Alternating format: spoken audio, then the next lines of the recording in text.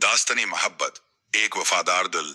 पुरानी दिल्ली की तंग गलियों में, जहां तारीख की खुशबू हर दीवार से आती थी, एक नौजवान लड़का रहन रहता था। वो एक ज़हीन और खूबसूरत मगर मुतवस्सित तबके का लड़का था, जो अपने वालिद के साथ एक छोटी सी किताबों की दुकान चलाता था। दूसरी तरफ आलिया एक अमीर नवाब खानदान की बेटी थी, जो हमेशा किताबों की दुनिया में खोई रहती थी। पहली मुलाकात। एक दिन आलिया अपने वालिद के लिए एक नायाब किताब खरीदने दुकान पर आई।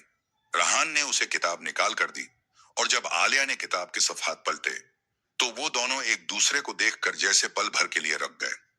आलिया को रहान की सादगी में कशिश महसूस हुई, और रहान आलिया की मासूम मुस्कुराहट में खो गया। ये अली के इत्तफाकी मुलाकातें बढ़ने लगी। आलिया किताबों के बहाने दुकान पर आती, और रहान हमेशा उसका इंतजार करता। यूं ही बातों बातों में दोनों की मोहब्बत परवान चढ़ने लगी। लेकिन उनका ताल्लुक आसान न था। मोहब्बत की आजमाइश। आलिया के वालिद को जब इस मोहब्बत का इल्म हुआ, तो उन्होंने उसे छोड़ने का फैसला किया। हुआ तो वो आग बबूला हो गए।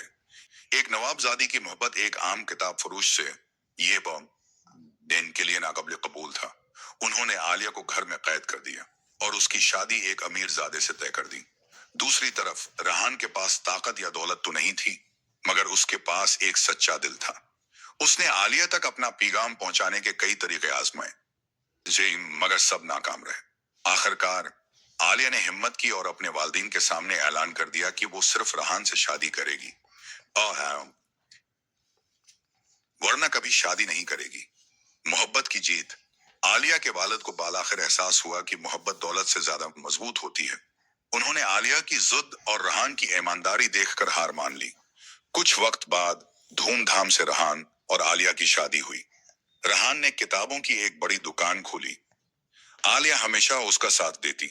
मोहब्बत किताबों की मानंद थी। हर सफा खूबसूरत, हर कहानी यादगार, और हर लम्हा सच्चाई से भरा हुआ।